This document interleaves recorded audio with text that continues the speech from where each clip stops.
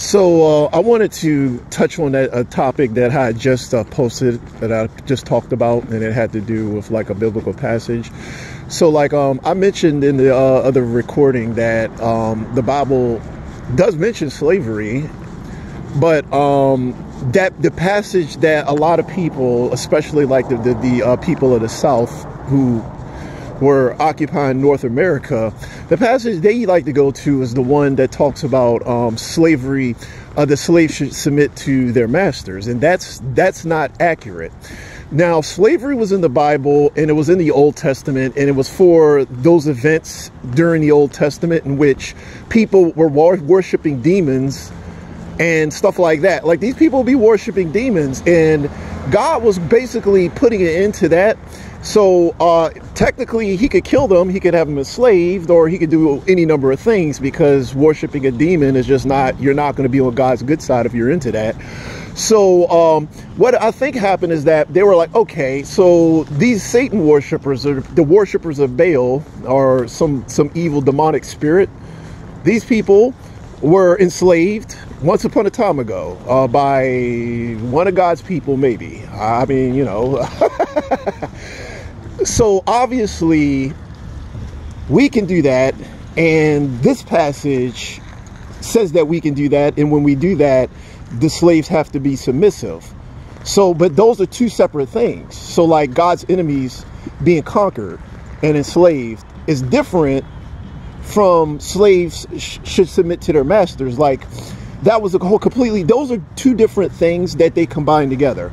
So it'd be like, okay, yeah, Old Testament, you know, before Jesus's grace, you'd be better off as a slave because you didn't have Jesus's grace. So you're better off that way. At least you keep your soul.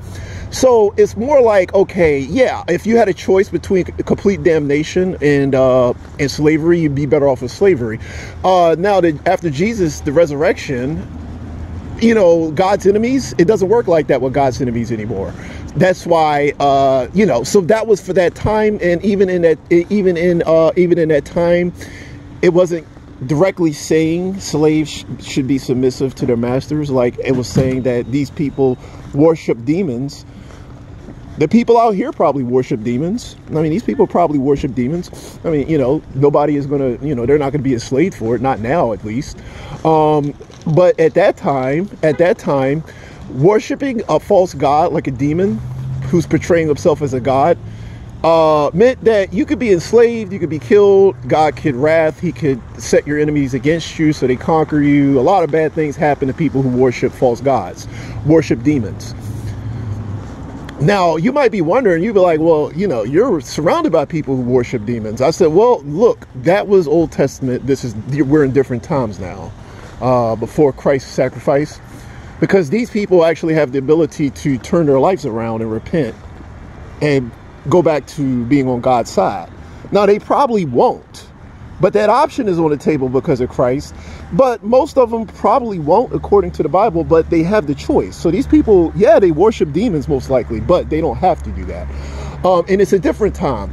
So I don't want to get into the nitty gritty of how I'm seeing it, but the point is that one passage does not connect to what the events of the Old Testament in which slavery was a thing because people worship Baal or worship the devil or worship some other false god. So those things aren't connected.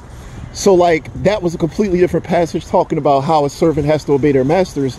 Servants were heavily used in Old Testament days in order to complete agendas. Like, people had servants like, you know, like the people from the Bible, they have their servants run errands and do stuff for them and all that good stuff. So servants were super important. So they were basically like, look, if you're a servant, if you're like, let's talk about like David or somebody. Like, David goes and he asks the servant to go here and do this and talk to King, you know, King Solomon or King whoever. You know, the servant should just submit and do that and not really question anything. So that was kind of what it was talking about.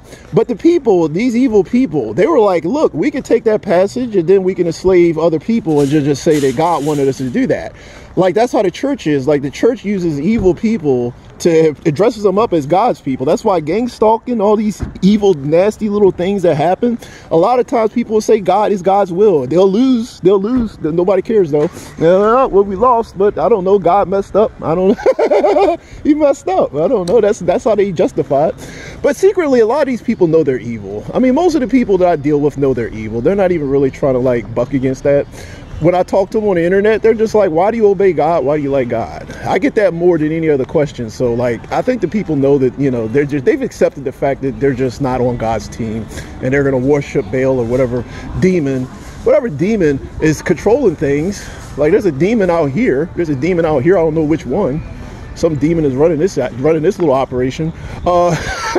I'm dealing with demons. You know, I have to deal with that demon. Whatever demon had his area under his lockdown, whatever demon that is. But the point is that these are important things to know. That's why I encourage people to read it for yourself and just try your best to spiritually involve yourself with these things, and don't really rely on a corrupt system to tell you things, because the corrupt system will lie to you and deceive you. Anyhow, with that said, let me close.